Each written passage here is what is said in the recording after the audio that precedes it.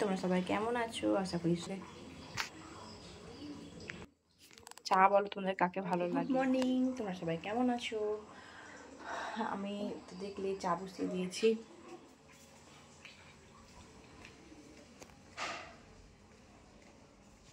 আমি না সকালে এই ড্রিঙ্কটা খাই, চিয়া সিড। এটা খাওয়া ভালো, চিয়া সিড খাই। এটা খাওয়া সবার পক্ষে খুবই ভালো। আমি এই বড় কোটাটা কিনেছি, আমি এটাতে ঢেলে নিলাম। এখনই এটাতে ঢেলে নিলাম। এটা ছোট, আগে কিনেছিলাম, এটাতে ঢেলে নিলাম। তাহলে কি সুবিধা হবে, এটা বড় থেকে বারবার ঢালা, এটাতে থাকলে সুবিধা হবে। এটা ছোট, এটা ছিল কত গ্রামের, এটা 150 গ্রামের ছিল। তো ওইটা 1 কেজি, ওইটা 1 কেজি, তো ওইটাই করে নিলাম। এটি চাটা করছে, তো হোক, আবার পরে দেখা হচ্ছে। আমি চা করে নিয়ে আসলাম, চাটা খাবো। কোমরে খুব যন্ত্রণা হচ্ছে, ভালো লাগছে না কোমর, পায়ে।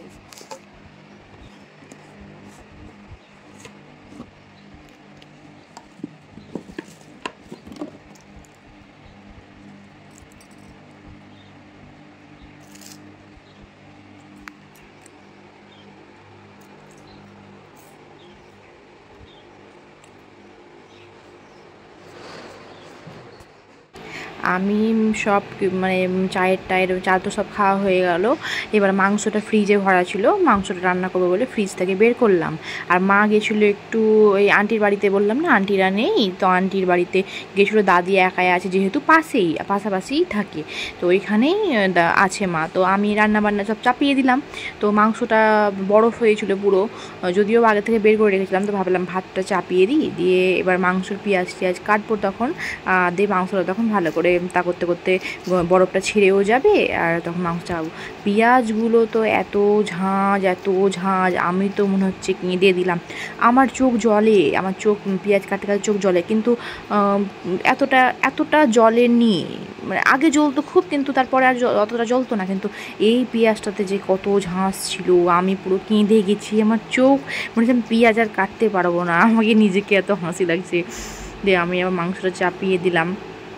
আমি প্রেসারে সিটি দিয়ে দিই ওর সঙ্গে পেঁয়াজটা দিয়ে দিই। তারপর ধরুন পরে আদা রসুন দিয়ে ভালো করে, পরে তখন মাংসটাকে ভালো করে কষি। তো আমি এটা চাপিয়ে দিলাম মাংসটা। তখন যতটা এগিয়ে রাখি, তখন মা আসবে একটু পরেই। ভাবি যে প্রতিদিন ব্লগটা দিব, কিন্তু ব্লগ প্রতিদিন দেওয়া হচ্ছে না। আর আমি সরষের তেল দিয়ে একটু ভালো করে নেড়ে চেড়ে দিলাম। তো প্রতিদিন ব্লগটা দেওয়ার চেষ্টা করব, কিন্তু হচ্ছে না একদিন, মানে এডিট করা হচ্ছে না, তার জন্যই দেওয়া হচ্ছে না। এমনি ভিডিও করেছিলাম, কিন্তু এডিট করা হয়নি। এগুলো তাও 2 দিন আগেকার ভিডিও হয়ে গেলো। তো চাপিয়ে দিলাম আমি এদিকে। আর ঘরও তো পরিষ্কার করতে বাকি আছে, তো ঘরটা পরেই পরিষ্কার করব। তো এদিকে আদা রসুনও দেখছি যে একদম অল্প আছে, আদা রসুনও বাটা নাই। এবার কী করব, মিক্সার মেশিনেই যদিও বা পিসবো, কিন্তু দেখছি আদা রসুনগুলো সেই ছাদে পড়ে আছে। ছাদে মা বললো যে ছাদে দিয়ে আয়, রোদে ভালোভাবে শুকিয়ে যাক, নাহলে আর রসুনগুলো তখন কেমন হয়ে যাবে, খারাপ হয়ে যাবে। তো রোদে দিতে গেছিলাম আদা রসুনগুলো, আদা তো না, রসুনগুলো, শুধু আদা ফ্রিজে ভরা ছিল, আর রসুনগুলো ছাদে দিতে গেছিলাম।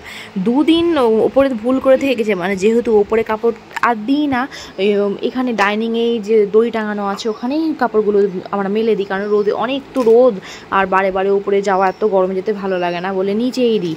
এবার রসুনগুলোকে দিয়ে এসেছি ছাদে, তারপরে সে একদিন পর মনে পড়েছি রসুন দিয়েছি। তারপর আগে বৃষ্টিও হয়েছে, দিয়ে তারপরে দেখছি ওপরে গিয়ে তাড়াতাড়ি করে দৌড় মারলাম যে দেখি তো কী আছে ওপরে, কী হলো, রসুনগুলো ভিজে গেল না কি হয়েছে। দেখছি যে না, রসুনগুলো ভিজেনি, হালকা হালকা 1-2 রসুন একটু লাল লাল টাইপের হয়ে গেছে। দেখো একটা সামনে আছে রসুনটা, ওই একটু লাল লাল হয়ে গেছিলো। দিয়ে আমি তখন আবার তাড়াতাড়ি করে ভালো করে ওই আমার রসুনগুলো না, সেই একটা ঝুড়ির কাছে ভেতরে ছিল, তো ঝুড়ি থেকে আবার নামিয়ে ভালো করে তখন রোদও উঠলো। তারপর দিন আমি ভালো করে রোদে আবার দিয়ে আসলাম। তো তারপরে আবার দুপুরবেলাতে রসুনগুলোকে নিয়ে আসলাম। এখন রাত হয়ে গেছে, তো রাতে ভাত ছিল, তো ভাবলাম ঠিক আছে আজকের দিনটা ভাতটা খেয়ে নিই। দিয়ে এবার ডিম ভাজা খাওয়ার ইচ্ছা করছে, ডিম দিয়ে ভাত আর ঘি দিয়ে।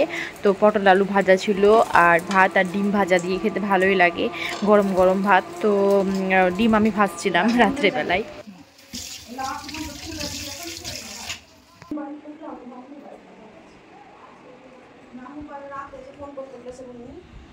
তো দেখতে পাচ্ছ বন্ধুরা, এখানে ডিম ভাজা নিয়ে নিয়েছি, আর আলু আর পটল আলু ভাজা, একটু ঘি নিয়ে নিয়েছিলাম। ঘি দিয়ে গরম গরম ভাত খেতে খুব ভালোই লাগে, যদিও আমি রাতেরবেলায় ভাত খাই না অতটা, কিন্তু আজকে খেলাম, খাওয়ার ইচ্ছে করছিল তাই। এখন খাবার টাবার খাওয়া হয়ে গেল, মুখটুক আমি ধুয়ে চলে এসেছি।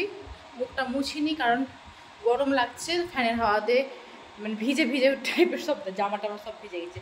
ভিজে ভিজে গায়ে থাকলে কি হবে, ফ্যানের হাওয়াটা ভালো লাগবে, তার জন্য মুখটা মুছি নিয়ে ফ্যানের হাওয়াতে ঠান্ডা আরাম লাগছে, আরাম।